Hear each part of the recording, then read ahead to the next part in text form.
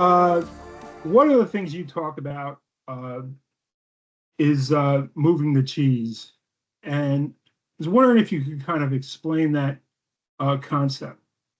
Yes, absolutely. So, we're probably all familiar with the book from the 80s, Who Moved My Hmm. Cheese. Hmm. Um, I at Hyberspace, we're really excited about giving our customers, service providers in each market, the ability to pick up the cheese and move it on their competitors. This is the analogy that we're making clear, which is the connectivity product, the broadband product, can be represented in the cheese that we're about to move. We're all staying competitive. We have great products when it comes to connectivity and broadband services. Like everybody's doing well there. We have new and exciting ways to package that product. We continue to invest so that the product remains competitive. However, we're still eating from the same cheese as all the other competitors in that market. And when you consider the value of the bundle and what it represents, the value of the brand and what it represents, you're operating on a totally different plane. You are now the laboratory technician that is looking at this experiment from above, because you have now elevated the entire relationship with your subscriber. The examples would be as you consider what the bundle is on a market by market basis, you are putting things in front of your subscribers that your competitors simply cannot. So they can invest all they wish in 10 gig speeds, 25 gig speeds, 50 gig speeds. But if your subscribers have moved on from that type of specification, you are providing them a place to go. And no local competitor is really considering that. They're not funded to do that. They're not consolidating to do those things. Only you are as cable. So what we are trying to do is to accelerate that process so that you can move the cheese on these local competitors to a place maybe they can't go. When you add things like video, when you add things like MVNO, when you add things like subscriber application, they're just not looking in those places, and your subscribers are. They really want this type of relationship with lots of different folks. You see the Amazons of the world, the Facebooks of the world. Why not participate in that level of discussion rather than who am I getting from my pipe inside my house for the bits per second that I need? What Hmm. a wonderful way to grow that relationship. Yeah. So that's really what we mean by moving the cheese, is just operating on that special plane. Is that kind of the virtuous cycle too you're talking about? That whole, Yes. So yeah. it feeds the virtuous cycle.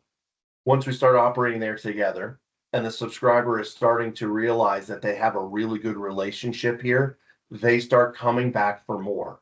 I Hmm. mentioned before a customer that may not be ready to sign up for the mobile product because they have a 3-year subsidy on their iPhone that they just bought, things like that. But it starts the conversation. And maybe when you start that conversation, you can get them into a more economical broadband product, you can get them into the video product. When you sign them up for more bundled services and you deliver those services in the best way possible, cloud native, AI native, things like that, you are gaining revenue and you're gaining margins. That exactly meets the outcome that we've been looking for. The virtuous cycle part of that is that as we grow our relationship with our subscribers, we are now growing the recognition of the value of the brand and the bundle through things like subscriber applications, new ways to get the brand in front of the subscriber, like the video product, things like that. They get more exposure to the brand and the value. They start wanting more value out of the brand, which means they're going to come back for more services. And we're going to have those services ready to go for them.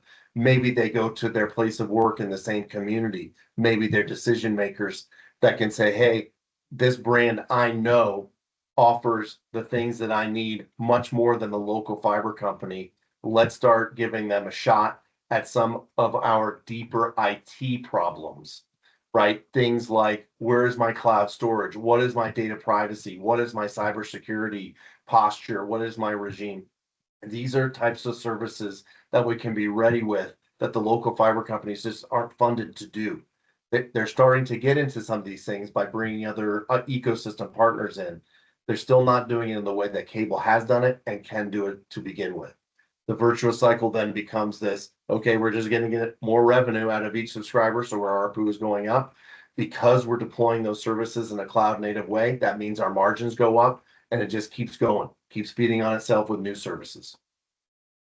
That's a great point that you bring up too, because I think there are a lot of operators or just a lot of people who are, looking at the industry, see these companies come in and think, oh my God, they have unlimited resources. They'll just crush everything in their path. And it's not the case. I mean, Right. like you said, they've only got funding to expand the, network coverage, and adding all these services is not cheap, right? I mean, it's, and look at some of the guys who tried to do this.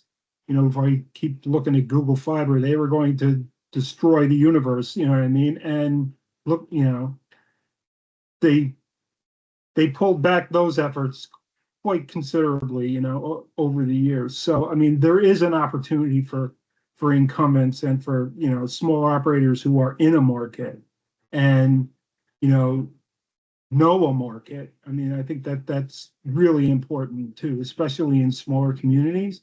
And yeah, one thing I wanted to touch on you with is customer service and just having that local presence. Is that a big component, of success for the smaller operator? It is, always has been. Our relationship with the communities we operate in has always been tight and important part of our DNA. Um, that's not to say that the competition also doesn't have that. Um, the virtuous cycle part of it, though, is that as the bundle offering and the brand value continues to go up and becomes more valuable, it just becomes more attractive to be part of the team. So members of the community that are helping sell this stuff or buy this stuff, either one, you're going to be able to get them at a lower price. So it just fuels more of the virtuous cycle as customer acquisition costs go down.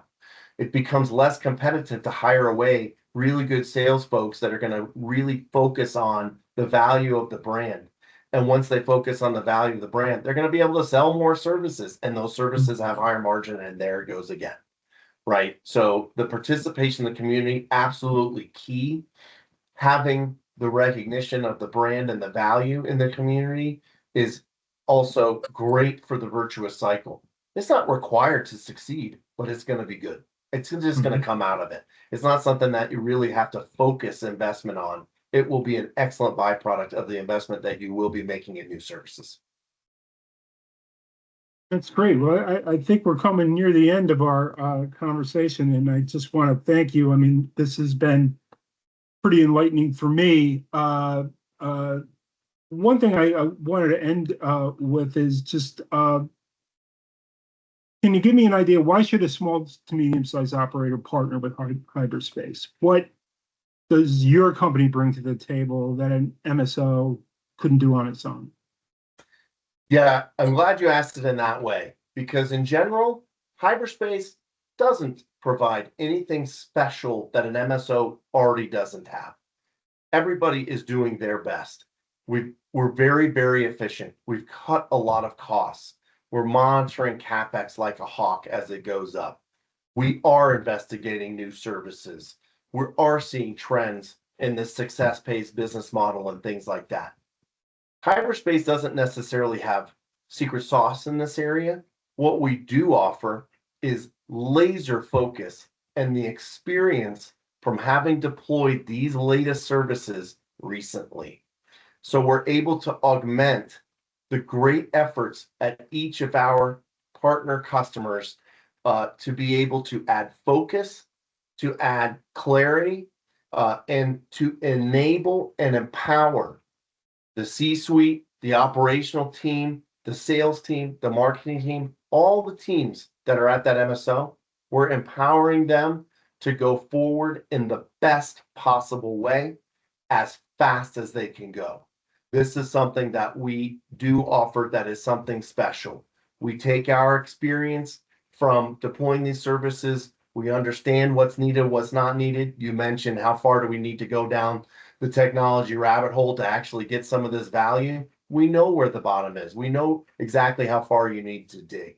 So we can help plan a very predictable path that is cost effective, that is accelerating and focused on exactly the right business outcomes. We also help you measure from beginning to end so that as those business outcomes are reached, and they will be, you can use them for your next step as an operator, whether it's exit, whether it's acquisition, whether it's being combined or some other consolidation.